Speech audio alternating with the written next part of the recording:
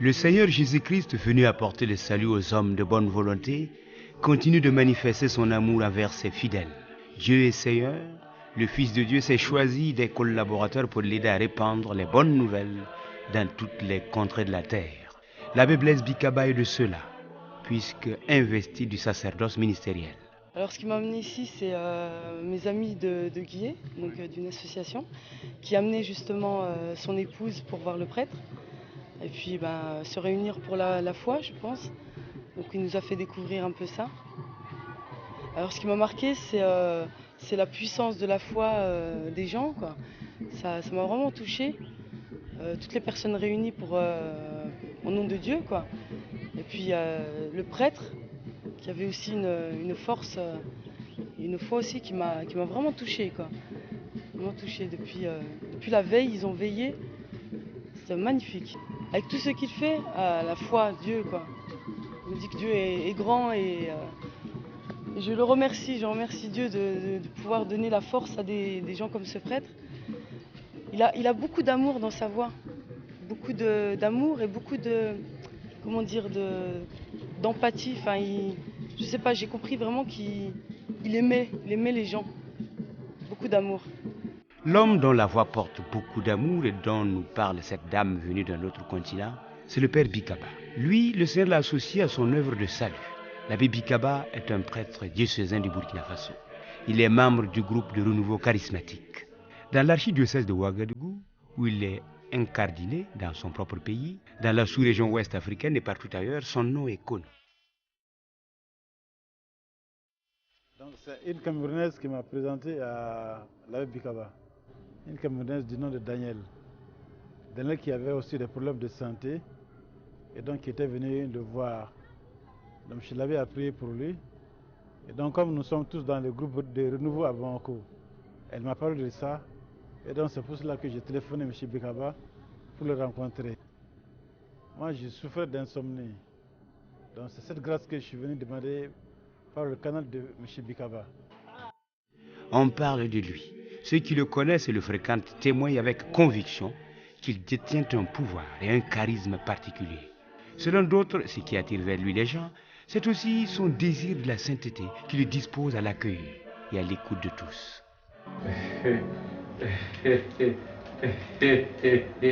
Dit qu'investi d'une autre mission, je pense que c'est la mission de tout baptiser, hein? C'est la mission de tout baptiser qui est intercesseur, parce que tout baptisé participe au sacerdoce du Christ, sacerdoce royal, hein? Parce que par le baptême nous sommes prêtres, prophètes et rois. Et le prêtre a une autre dimension parce qu'il a le sacerdoce ministériel. Donc il est intercesseur. Oui, c'est ça. Bon, moi ce qui après, c'est la proclamation de la parole, annoncer Jésus-Christ. Bon, maintenant, il accompagne sa parole par ces signes pour dire qu'il est vérité. C'est ça.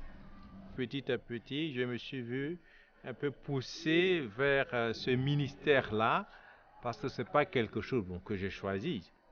Même si tout prêtre, justement, est habilité à la prière, de guérison et tout. Bon, moi, je ne l'ai pas choisi, mais je me suis vu pousser comme ça dedans.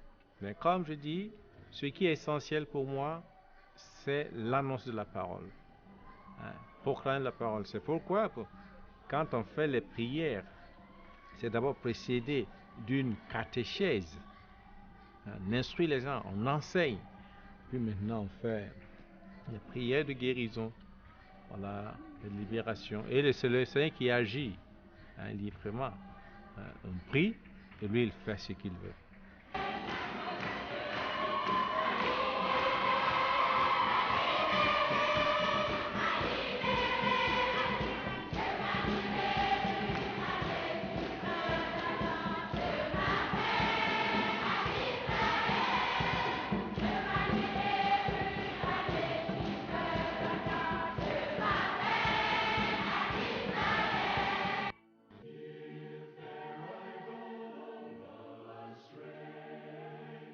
Là où se trouve l'abbé Bikaba devient un centre de convergence de plusieurs milliers de croyants.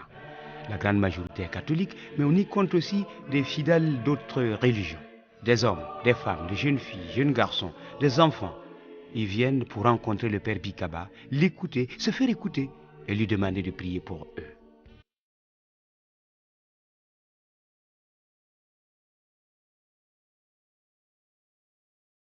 Ayo, ya mi sebale zabede. Ma ikinenga sobeda me invita me. Ari balawani. Ah oui, mais j'ai des jours d'accueil. Jours d'accueil et c'est des jours d'écoute. Moi, je ne suis que, je suis un chrétien comme eux, hein. Bon, mais investi du sacerdoce ministériel quand même. Hein, c'est ça. Alors, pour moi, je ne fais que prier et c'est Dieu qui agit. Mais les gens pensent qu'ils viennent voir un magicien, un marabout qui peut résoudre tous leurs problèmes. Non! Hein? Je dois plutôt, moi, c'est plutôt les amener à se tourner vers Dieu et à lui faire confiance, que eux-mêmes puissent s'adresser à Dieu, prier à Dieu, se confier, s'abandonner. Dieu écoute tout le monde. Et maintenant, bon, ma prière les accompagne. Hein? Moi, je ne suis pas un magicien. Je ne résous pas les choses, hein, avec un bâton magique, non. Hein? Et les gens ne comprennent pas ça. Ils ont cette mentalité-là. Bon, quand ils vont voir les charlatans, les marabouts, on leur donne des potions, si tu prends ça, ça va. Non, ici, non, c'est pas comme ça. Tu viens, tu exposes ton problème, moi je vais t'inviter à prier. Si tu pries, va prier. Moi je te porte dans la prière et si tu peux revenir vendredi, ok, on va prier. Si c'est des cas d'envoûtement, il faut que la personne aussi s'enracine dans la prière. Maintenant, si c'est des musulmans ou des gens qui ne sont pas encore baptisés, bon, je leur dis simplement, je vous porte dans la prière, revenez vendredi pour la prière ou un autre jour pour la prière. Si vous voulez prier dans votre religion, vous priez simplement le Seigneur, il vous écoute, hein, il vous écoute.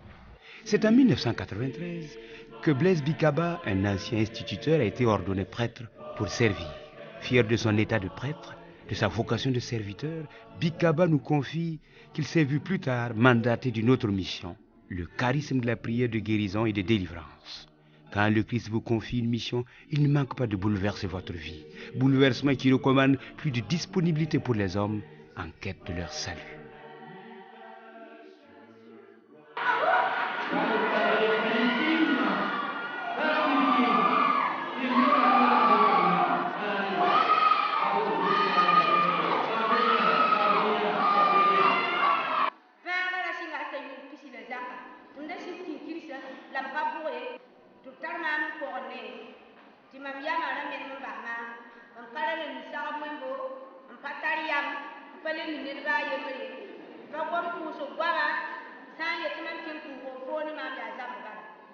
Mon père n'a pas mis ma femme à deux, il y a son calé de qui tourne va se mettre à la silla mais les comme un bourré. Qui tourne va se, n'a pas mis qui s'y va. C'est n'est pas mal pour se regarder, mais t'as la maillot. Qui tourne va tourner à tourner, la mamie n'a pas d'aller dans la porte à qui a chama, haya, qui tue les rouaris. Il s'en fout là, il s'en fout là, ma cassame, la cabée, va me dire que vous connaissez la carabie. Ma partition de l'île Mamie sur fire, bien là. Ya Zara, ya Sanse, tu m'as mis en yabé à la première. Hadia, il menanda, il peut gérer. Tu m'as dit que tu vas te tirer. La barre, c'est vraiment pour ma parati, ma parati, ma parati, c'est baillé. Quand tu t'as là, t'en as eu quand même qui est pour sortir pour me s'appeler. Un élément pour le médaille, à Daniel, t'as la main qui est pour. Nanta rotowa yumiti ti mo pia dama ye tuma wati nanta la me wakani tuni ikina kinga mubile sana me ma tia dama mubile sana me mo pia dama tunle ni tabe ti be sana me aya ti mam simni tamma ku wale na loga mubile ye kalligam dai o fa yikame ti mam nyam sama nyabe katam ne son de ye sira de ya yere mon père dans la table sur le côté, ma fille dans ma côte n'est pas pour le côté. Donc si Nancy dit comment on va pas nous faire tout pour des tout le monde va tout pilare, carabrare. Tu m'as même pris derrière la table gauche, tile pake tile singwawo runda wa ndakata fugu sire ndak niri mengla ya toro mpiro na mpala we wati pour ntole ntara fugu sire la bibene tumkwati tipu wina mbasu koma na tubisa tani mdeja kapura tibara kirwele sura fwaza ba ibara kaswala azeji mama lanto kapudi la baraka mama sira lam kama faringa so ngam la pira la wale ibaraka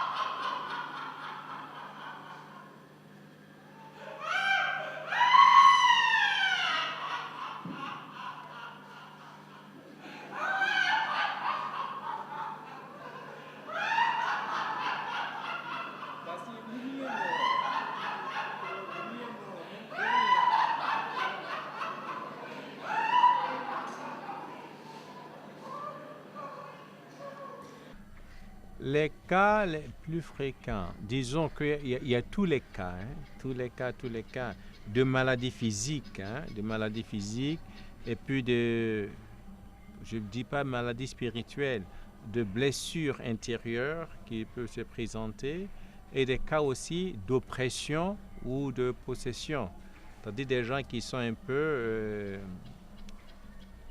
malmenés par les esprits. Ces cas se présentent aussi, mais c'est par la prière qu'on arrive vraiment à détecter. Quand quelqu'un est envoûté, ça veut dire que il y a une tierce personne qui a fait ce travail, n'est envoûté par quelqu'un, Ceux qui s'adonnent justement aux démons, disons les disciples du démon, les sorciers, si vous voulez, ou les féticheurs, ou autre chose, qui travaillent avec le démon, travaillent avec le génie. Alors, quand on envoûte quelqu'un, justement, on envoie justement ces esprits-là à embêter la personne, peut rendre la personne malade, peut déposséder la personne de ses biens, et puis peut causer des troubles aussi dans la famille, ça arrive. Ça, c'est des cas d'envoûtement. Provoquer, c'est des maladies. Il y a des maladies provoquées.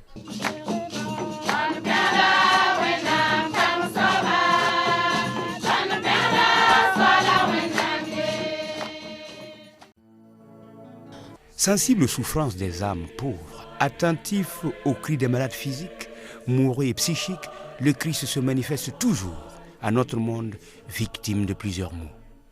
À l'instar de la grande foule qui suivait Jésus pour lui demander des miracles, le monde des croyants demande à Bikaba l'intervention miraculeuse du Christ dans leur vie. Tu es présent en conférant ton sang, comme tu l'étais quand tu marchais sur le chemin de la Palestine, proclamant le royaume de Dieu et guérissant les malades.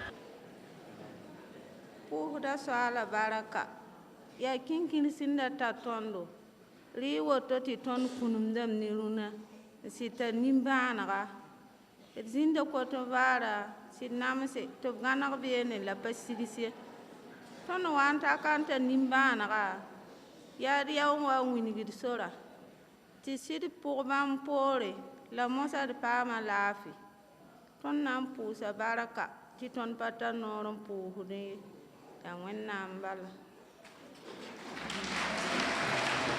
Mon témoignage porte également sur notre fille qui est tombée malade pendant 9 mois.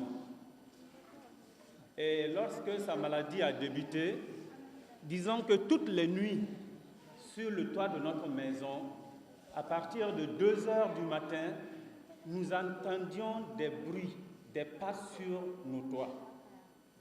Toutes les nuits, je vous assure. Et à la même heure, l'enfant qui était à l'internat à Koubri, sa maladie a débuté. Nous étions obligés d'arrêter sa scolarité. Ainsi débuta, n'est-ce pas, le calvaire dans notre famille. Et j'avais de l'eau bénite à la maison. Une nuit, encore les mêmes pas, j'ai dit, cette fois-ci, trop c'est trop. Je me suis levé et j'ai aspergé tout le toit. Nous avons été libérés pendant 2 semaines. Il n'y a plus de bruit, il n'y a rien. Après 2 semaines, ça a recommencé. Et lorsque, n'est-ce pas, cela a continué, l'enfant aussi, son état empirait. Alors, je vous assure qu'il n'y a pas un endroit où nous ne sommes pas rentrés. Ce que j'avais juré de ne pas faire, je n'ai pas honte de le dire devant vous pour que ça vous serve de témoignage, je l'ai fait. Nous sommes allés dans des endroits où les esprits parlaient. On entendait des voix. Là-bas, on nous a dit que Wamda Kilam la Koma Namparaye. Ah, j'ai dit, mais quel est ce Wamde qui est killé et l'eau n'est pas encore versée?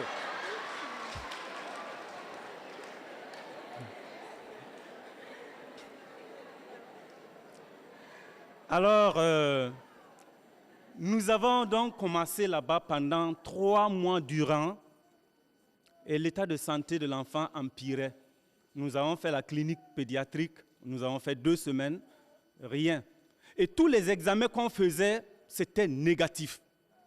Il y a une sœur en Christ qui nous a dit un jour que c'est la sorcellerie. Effectivement, c'était ça. Puisque tout ce qu'on faisait comme examen, tout était négatif. À un moment donné, l'enfant en avait marre. Elle ne pouvait plus s'asseoir. On est obligé de mettre un matelas dans le salon pour qu'il s'allonge. Je la prenais, malgré ses 14 ans quand elle était ses 15 ans. Alors, on m'a fait attraper des coqs.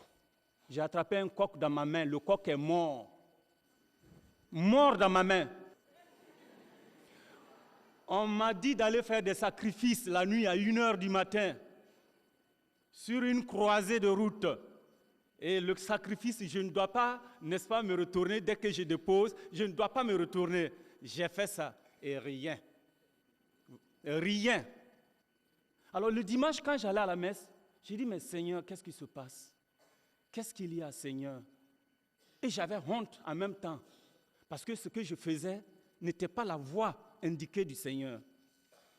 Et le dernier jour, ma femme, un week-end, elle s'est réveillée. J'ai regardé partout, je ne la vois pas. Je rentre dans la chambre, je la trouve assise, en train de pleurer. J'ai dit, mais qu'est-ce qu'il y a, maman? Pourquoi tu pleures? Elle me dit, j'ai rêvé la nuit que je marchais avec notre fille sur la route de Saponné. Et sur cette route, l'enfant, à un moment donné, lui a dit, maman, retourne, va à la maison et laisse-moi continuer le chemin seul. Alors, elle s'est retournée, elle a laissé l'enfant. Et quand elle s'est retournée, elle a rencontré 2 dames vêtues de blanc qui lui disent, mais où vas-tu, femme? Retourne, va chercher ton enfant. Quand elle s'est retournée, elle voit l'enfant était nu, sauf la tête de l'enfant qu'elle n'avait pas vue. Nu et arrêté, là où elle était arrêtée, c'était la latérite, la terre rouge. C'était un signe de, je ne sais pas, je vous laisse deviner. Ce jour-là, nous étions paniqués. J'ai dit, maman, ne t'en fais pas, ça va aller. J'ai essayé de joindre l'abbé Bikaba, l'abbé ici, au téléphone. L'abbé avait une session. Donc, vraiment, nous étions perdus. Et rassurez-vous, une seule prière, un seul jour, dans 9 mois, a suffi pour que notre fille reçoive sa guérison. Un seul jour. Et quand je vais à l'église, je fais mon signe de croix au ralenti et je dis, Seigneur, je t'aime.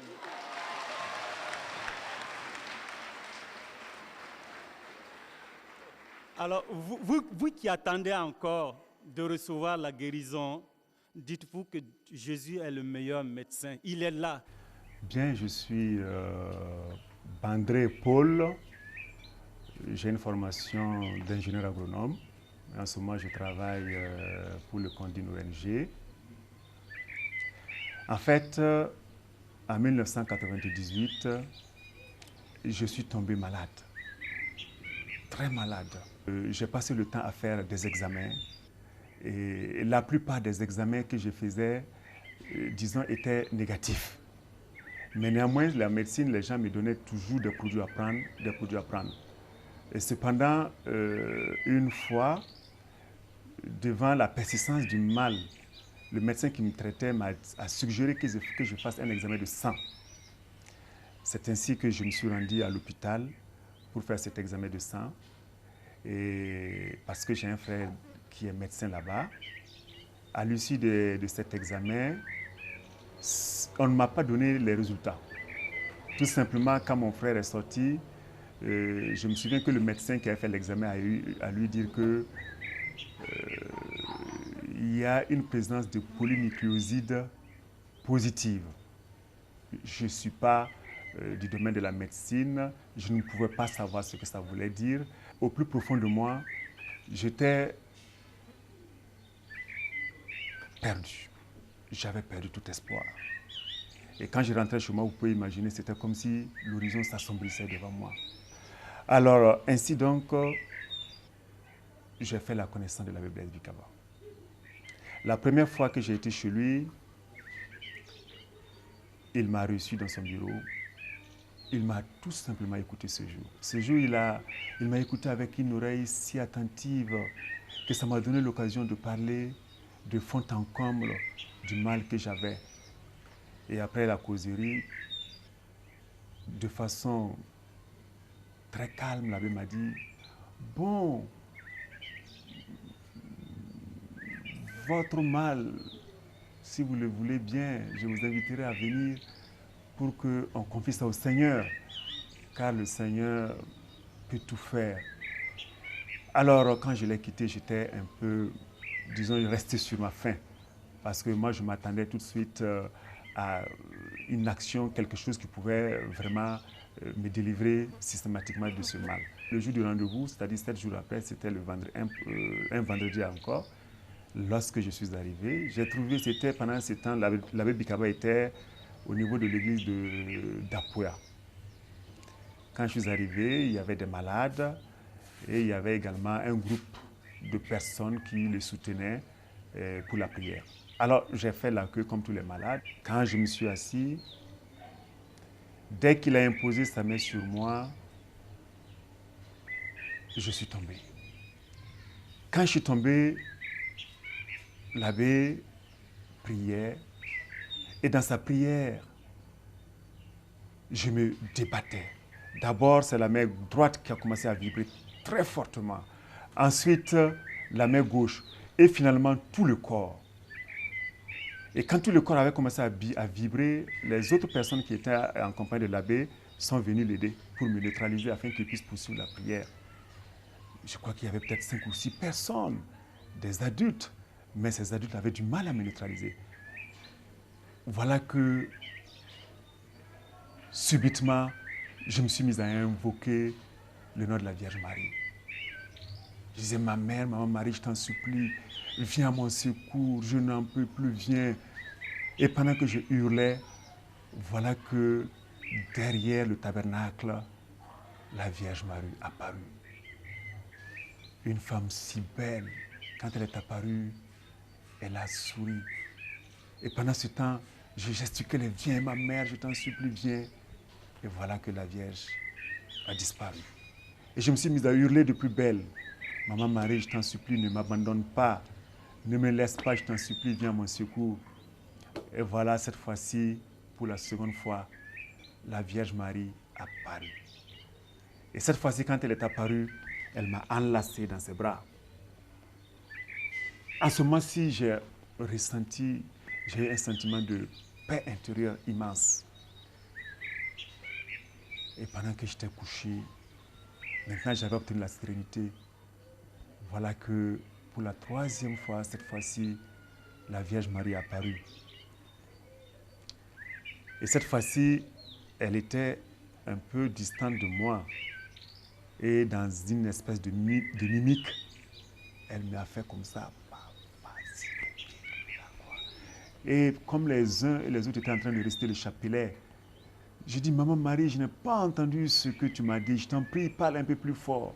Elle me dit, vas-y au pied de la croix de ton Seigneur. Et en cet instant, il y a comme une force qui m'a propulsé. Pour ceux qui connaissent l'église de Dapoya, vous voyez le tabernacle et puis là où se trouve la grande croix. Il y a comme une espèce de force qui m'a propulsé au pied de la croix de Jésus.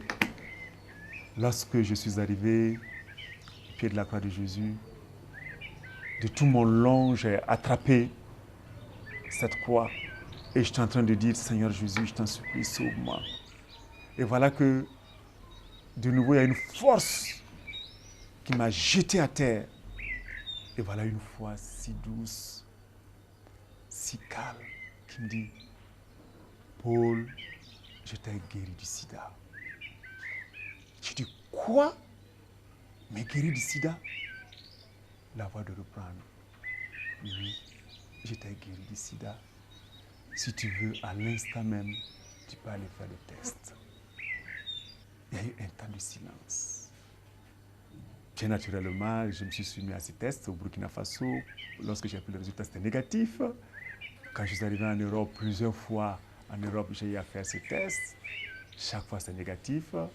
Et donc, voilà, et ça, les résultats ont confirmé ce que le Seigneur m'avait dit. Oui, j'ai l'ensemble des résultats de tous les examens que j'ai faits jusqu'à ce jour. C'est disponible. À l'endroit de tous ceux qui accompagnent les malades, quelles que soient les difficultés que ces gens rencontrent, je les invite également à porter inlassablement leurs malades en prière et que ceux dont j'ai été bénéficiaire, tous les autres malades peuvent également en être bénéficiaires. Aujourd'hui, premier vendredi du mois, c'est le grand jour de prière de guérison et de libération. Des différentes provinces et de toutes les paroisses des diocèses du Burkina viennent des fidèles. Dès 5 heures du matin, le père Bikaba quitte sa chambre. Non parce que rassasié de sommeil, au contraire, il n'a eu que peu de temps de sommeil. Il se réveille habituellement à 7 heures pour faire face aux exigences de sa vie de prêtre, qui se veut une vie vouée entièrement au service des autres. Après avoir dit son office du matin, l'aude, il s'introduit à l'église pour la messe ordinaire du jour. Les pèlerins venus pour la prière veulent profiter du sacrement de réconciliation. Voilà une opportunité pour l'abbé Bikaba de rappeler à tous que pour être pardonné, vivre le pardon, le pécheur doit surtout s'engager dans un retournement intérieur, se transformer par le repentir de son acte, c'est-à-dire assumer intérieurement sa propre culpabilité. En d'autres termes, pour le coupable, la demande de pardon doit être l'expression concrète de sa propre transformation, de son repentir. Autant de signes qui montrent qu'il a reconnu sa faute et qu'il a changé sa relation avec celui qui l'a offensé, ici, le Seigneur de vie.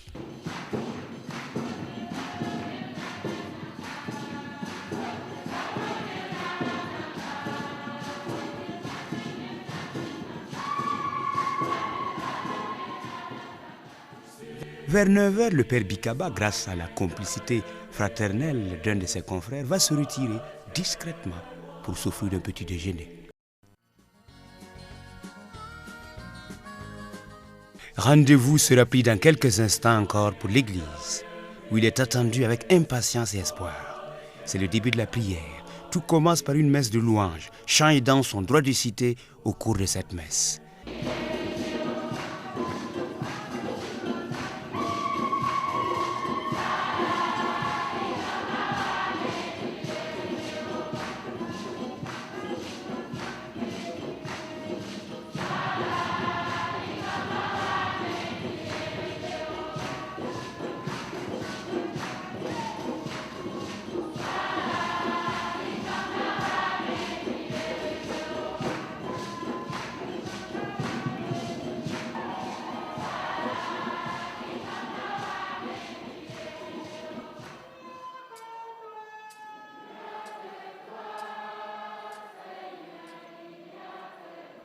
C'est à la fin de cette messe introductive que le père Bikaba promène le Saint-Sacrement source inépuisable des grâces dans les allées de l'Église.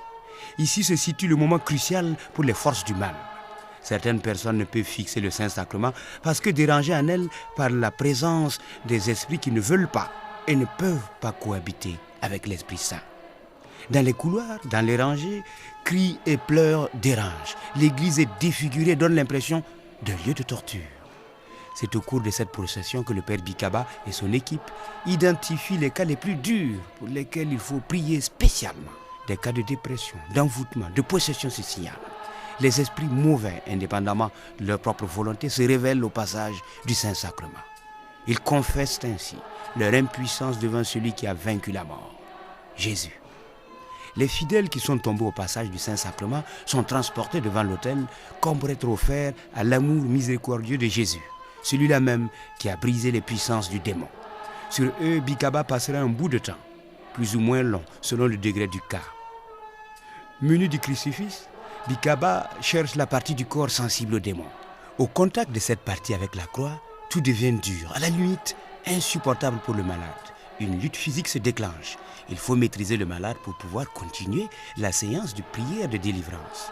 Bikaba, bien averti, ne cède pas sous les cris perçants. Il continue son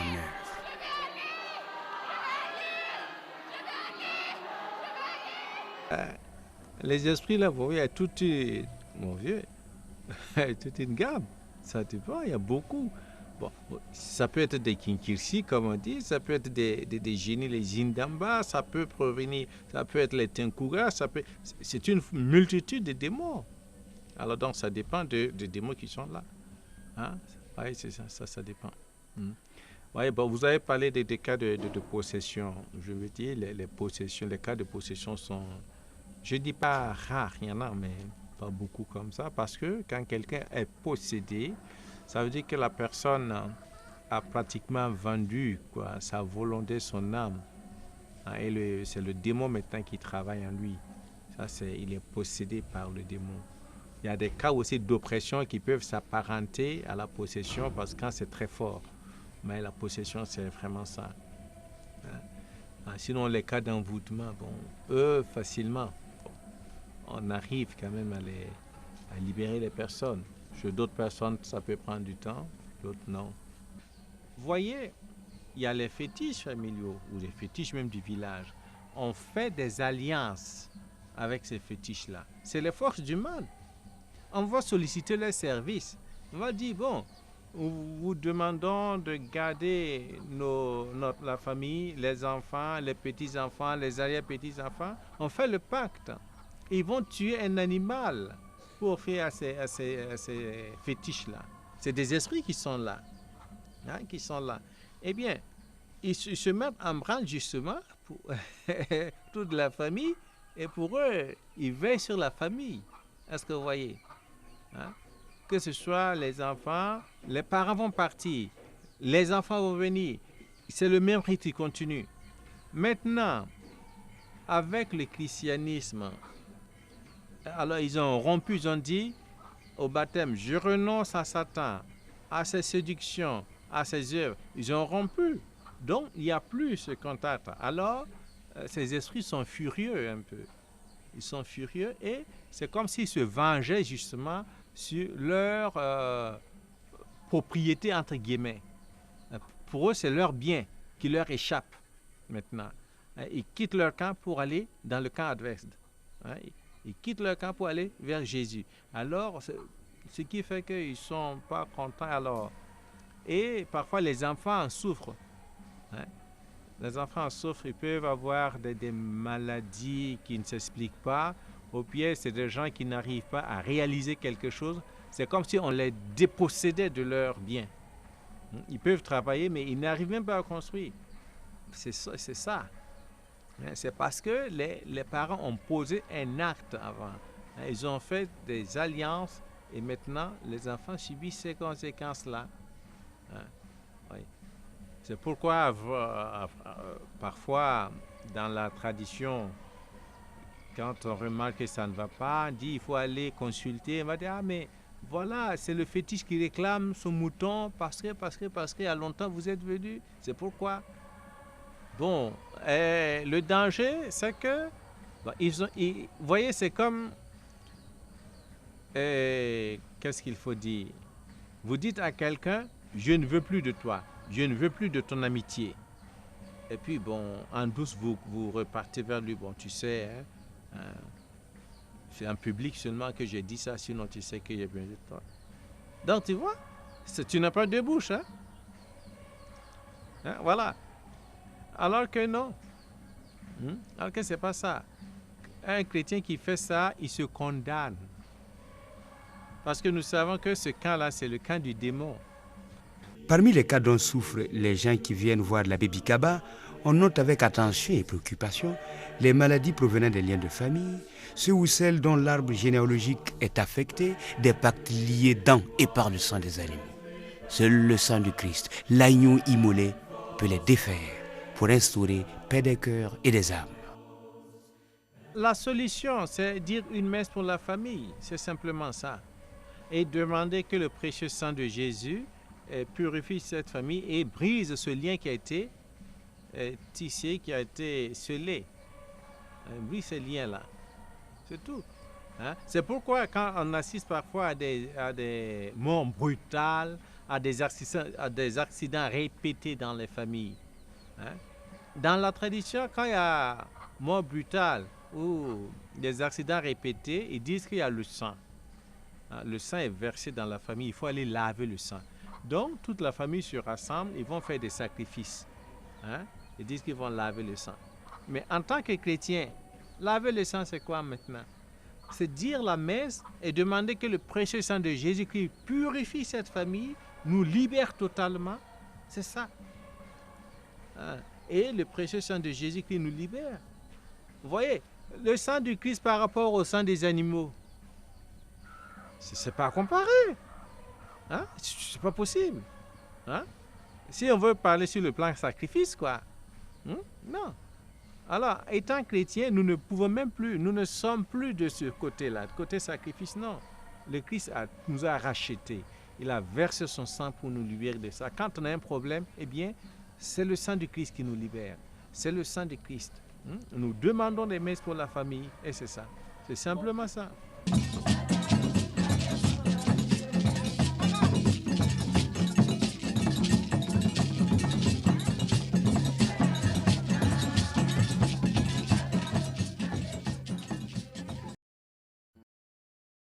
La mission est dure pour un humain.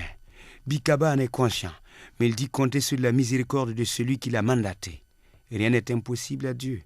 Bikaba est un être faible, plein d'imperfections, comme chaque homme, être fini venant de Dieu, mais il se reconnaît comme un canal par lequel le Seigneur veut faire descendre ses grâces sur ses enfants.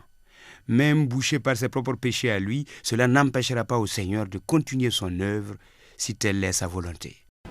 Il est tout à fait naturel, mais ce qui est surprenant en lui, ce qui est exceptionnel, je note sa résistance, parce que depuis hier matin, j'ai remarqué qu'il ne s'est pas reposé. Il faut avoir sérieusement une foi profonde pour le faire. Ensuite, j'étais bénéficiaire justement de ses services avec ma maman, avec mon épouse, avec mes frères et sœurs, qui avaient des ennuis particuliers de santé, mais qui ont été sauvés. Bikaba, c'est notre père spirituel.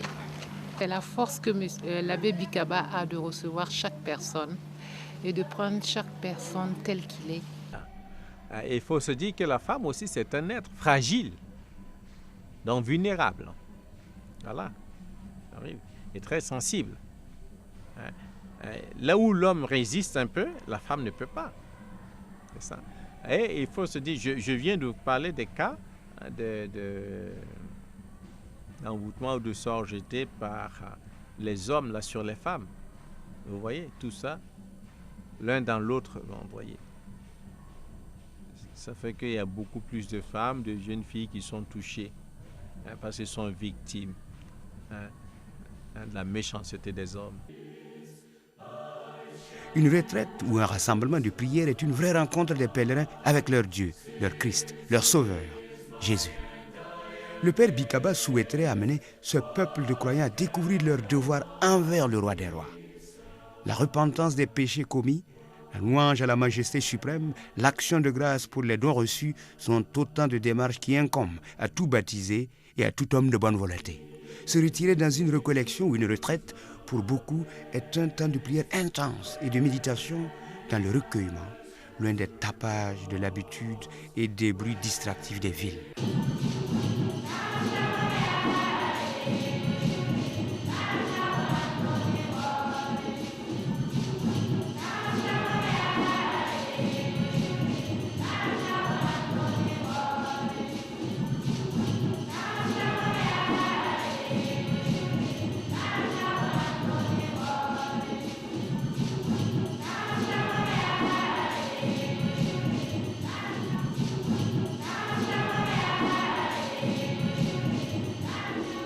Vraiment, ça a été très merveilleux. On n'a même pas fait. La nourriture est bonne, mais on n'a pas fait. Tellement on nous a mis. Et c'est dû à quoi? La joie. La joie. La joie. La joie. Une joie que je ne peux pas expliquer, vraiment. Les premiers vendredis du mois offrent des opportunités. Les grandes veillées de prière sont organisées à ces occasions. La nuit tombée, c'est le temps de la grande prière qui s'annonce.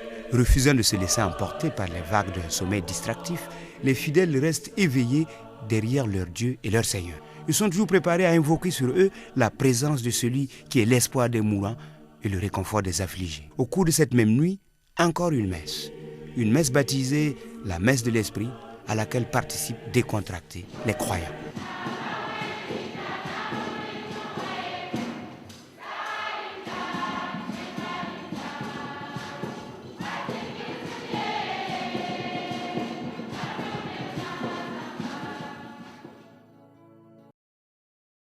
Le père Bikaba va invoquer l'esprit de Pentecôte qui agit dans le présent de l'Église.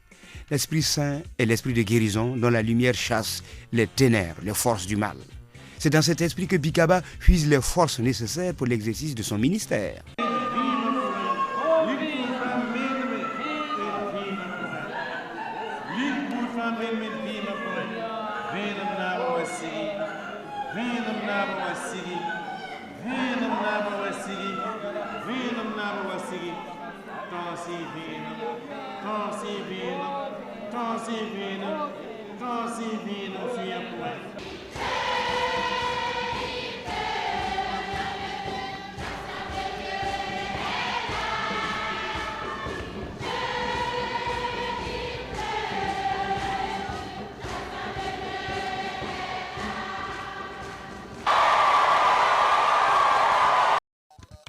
S'inspirant des rites culturels connus du milieu, Bikaba invite l'Assemblée à adorer le Christ dans le Saint-Sacrement.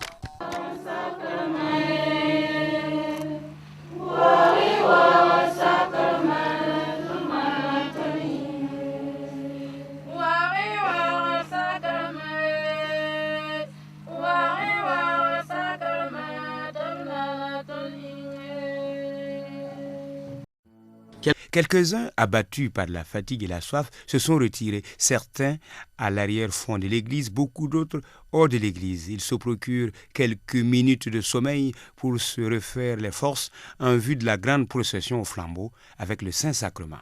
Ça ne saura tarder, leur réveil. Nous sommes dans les environs de 2 heures du matin.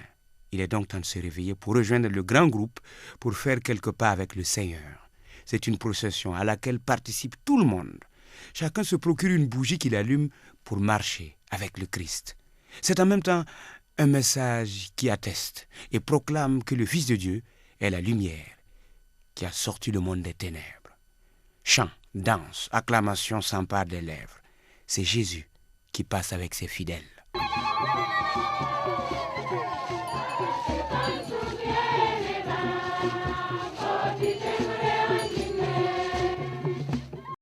L'étape la plus remarquable de cette procession, et la dernière, c'est celle qui conduit à la grotte de la Vierge Marie.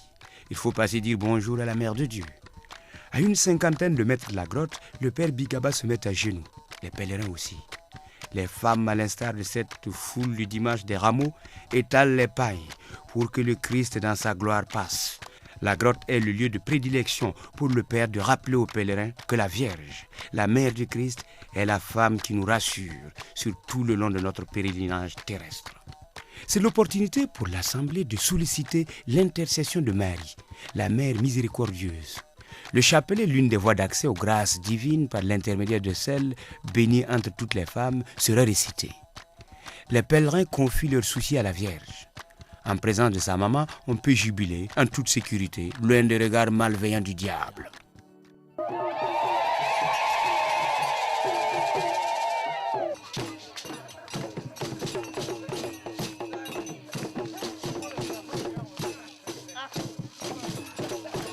Il est 7 heures du matin. Devant la grotte, une messe est dite, la messe de clôture de la grande veillée et la messe d'au revoir. Après cette messe, le Christ, le roi du roi, est raccompagné. Le Saint-Sacrement va être reconduit à l'église paroissiale dans le tabernacle.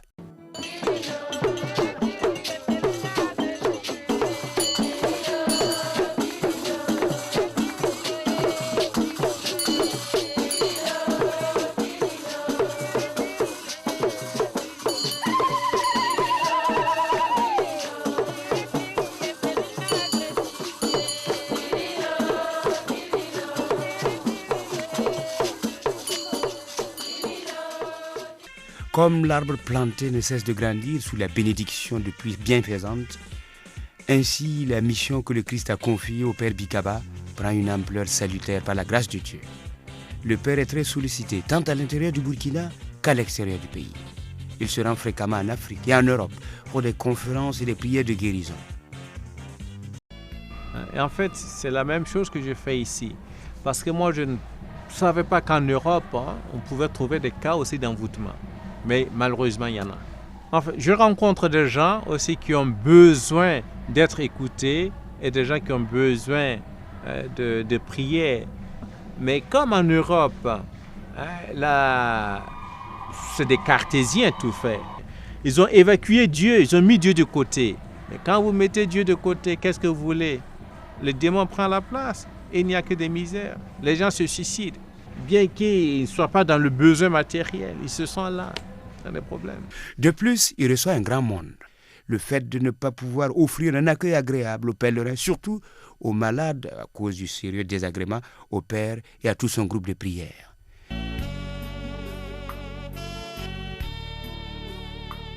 Bon, vous constatez qu'il y a beaucoup de monde. Ils viennent de loin.